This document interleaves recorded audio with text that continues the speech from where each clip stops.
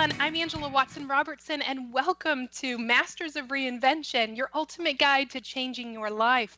I'm so glad you're here. Each month on this show, I interview a master in the art of reinventing your life and your health to help inspire you and empower you to live your best life. So for the next 60 minutes, we'll be exploring how you can experience less stress, greater well-being, and even better physical health by changing the story of your health. Today, I have Dr. Carl Greer with me to discuss his recent book, Change the Story of Your Health, as we discuss how you can change the story of your health through the use of shamanic and Jungian techniques for healing. Carl Greer is a practicing clinical psychologist, Jungian analyst, and shamanic practitioner.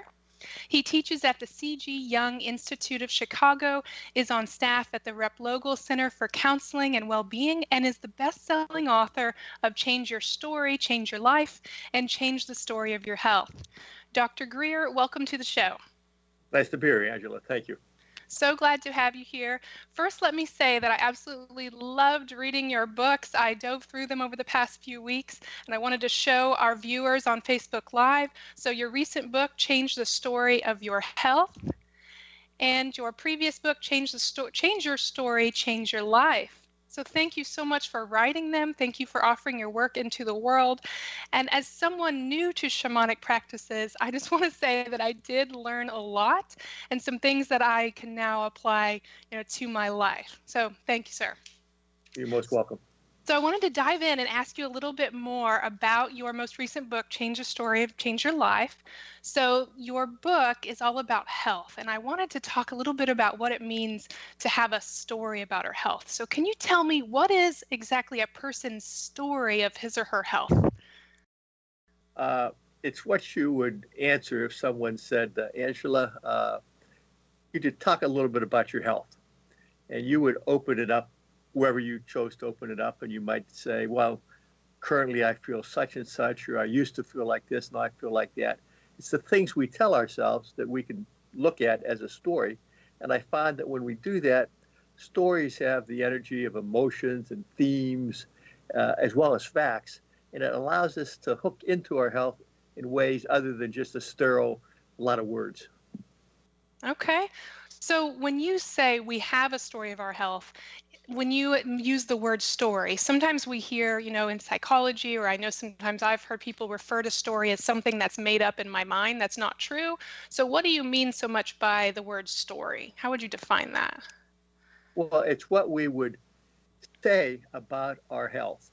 And it's an interesting thing you just said, are we making that up? But if it's coming from our mind, it has some meaning to us. Even the things that we make up are significant, I believe. And so if we develop the ability to step back from the story that we've told ourselves and observe it, then we can start to make changes. Otherwise, sometimes we're caught in the flow of our story, which is often written by somebody else, our culture, our parents, so on and so forth. Okay, so you're saying that even if it is... Oh, excuse me, sorry. It's an entry point to get into our lives, and particularly about our health. Okay. So you're saying that even if, let's say, we did maybe make something up, in quotes, that there's still value to that because it's still something that, we are perceiving or experiencing. Yes. Okay. So I know that in your book you talk a little bit about, being attached to a story or maybe needing to create a new story. And this is something I really resonate with in my own life when I realize, wow, I'm really attached to a certain type of way of viewing the world and I need to change. So how does someone know, and it may or may not even be an issue, but how does someone know when they are attached to a specific story about their health? And then the second part is, how do they know then when they should probably create a new story? Well, I think the first step is to have a way that they can engage what they think the story is. So you have to start with what is in order to be able to change it. And what I've found, oftentimes people aren't really wanting to be truthful about what is. They want to tell the story that they want others to hear, as opposed to perhaps the story that actually is for them. That gets back to what do you make up, or what is your truth.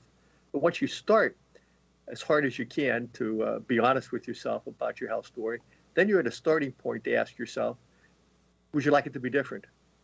And if you'd like it to be different, then the question is, why isn't it? If you have an idea as to what you'd like to be different in your health story, but it's not that way, then you ask yourself, why isn't it? And I'm suggesting that often it's not different because there's part of us that doesn't want it to be different.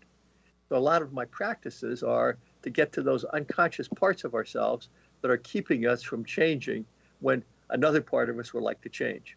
So the first step is to be honest with yourself, and I have practices I talk about in my book to help us do that. I have questions I suggest you might ask yourself.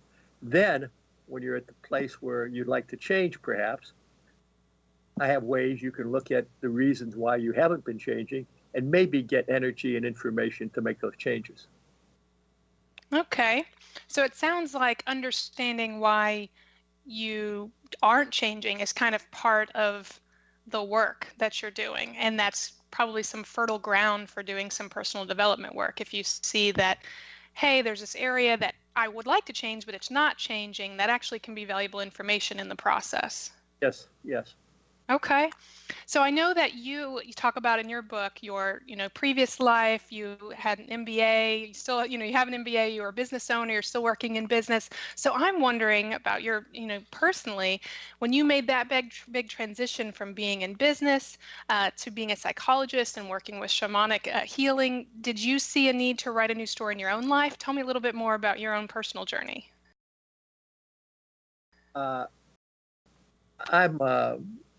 There's this idea of zero-based budgeting and muddling through. Zero-based budgeting is every once in a while you just take stock and start from scratch, or you take from where you are and just tweak it at the margins and muddle through. I'm a muddler througher. And I started off, in a business family. My dad worked for U.S. Steel. I worked for U.S. Steel in the mills summers. I thought I would be a middle American, middle class guy working in industry. And then I had a chance to go to graduate school at Columbia. I got my doctorate there. I taught at their business school. And I thought, well, that's a different kind of life. But then I gravitated back to business. I worked in business still am in one form or another for 50 years. But halfway through, I got dissatisfied. It wasn't feeding my soul. I had an early interest in psychology, so I went back to school in clinical psychology. That was better than what I had been doing in some ways in terms of feeding my soul, but I still had a yearning for more. I became a Jungian Analyst. I wanted more. Then I got interested in Eastern practices, Qigong and so forth, martial arts, and then shamanism. And for the last 17 years, shamanism has been my real important spiritual path. So I've just kind of been touched by spirit from time to time in ways that are hard to understand, except maybe in hindsight. And I am where I am now, getting towards the end of my life, but feeling happier and more fulfilled in many ways than I ever have. Wow, I love stories of transformation and change and reinvention like that. And it sounds like you were able to kind of blend your previous career, your previous life with your new career. It's not necessarily that you had to, throw the baby out with the bathwater. So hold that thought. We're going to talk a little bit more about that. We're going to take a quick break. And when we come back, we'll explore more about changing the story of your health and feeling better. You are listening to Masters of Reinvention with Angela Watson Robertson and my guest, Dr. Carl Greer, author of Change the Story of Your Health. Stay tuned. We'll be right back.